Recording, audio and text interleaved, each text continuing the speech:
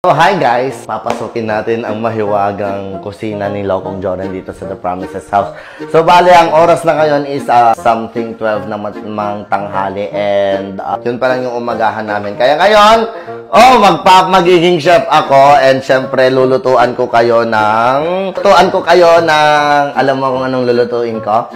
Specialty ko to, fried chicken ala Tonyang. So, syempre, una, kailangan natin ng itlog. Syempre, kailangan natin magprito Fried chicken nga, di ba? Ito lang kasi yung kaya kong lutuin na medyo special.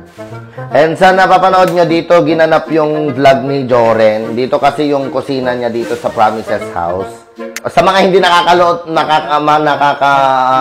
alam kung paano magluto ng itlog, ganito lang.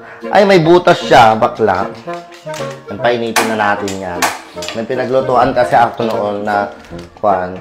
And syempre, sakto, meron tayong kanin dito. Comment down below kung tama yung way ng pagluluto ko ng fried chicken, ha.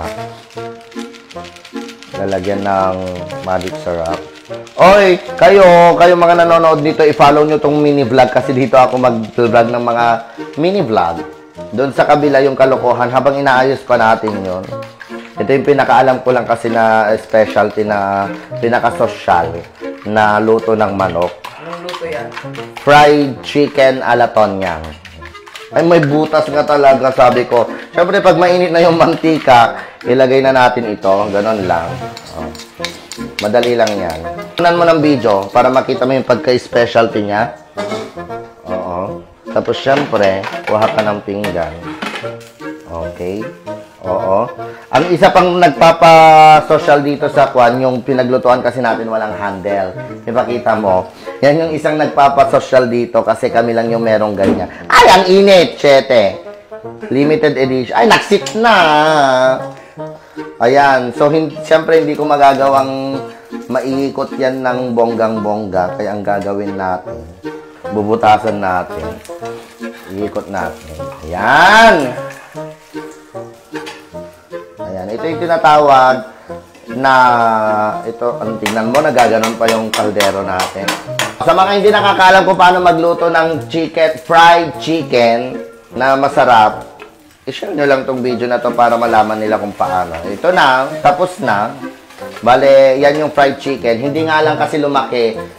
Manok din kasi yon. Kaya natin tinawag na fried chicken kasi manok din naman talaga yon. Hindi nga lang lumaki. Sito! Naksit na. na. Okay. Ayan. Pag may... Ayan. Okay. Okay, so ito na yung tinatawag nating fried chicken, special fried chicken ala Tonyang. Oo, sa mga nagustuhan tong video na to, sa lahat ng mga gustong magpaturo ng mga bagong luto dyan, mag-comment down below kayo kung gusto niyo magpaturo kung paano magluto ng rice. Tuturuan ko kayo. Madali lang yon. Ayan. Kaya naman, mag-follow kayo dito sa Madam Tonya Mini Vlogs. Bye! Tapos sit na bright.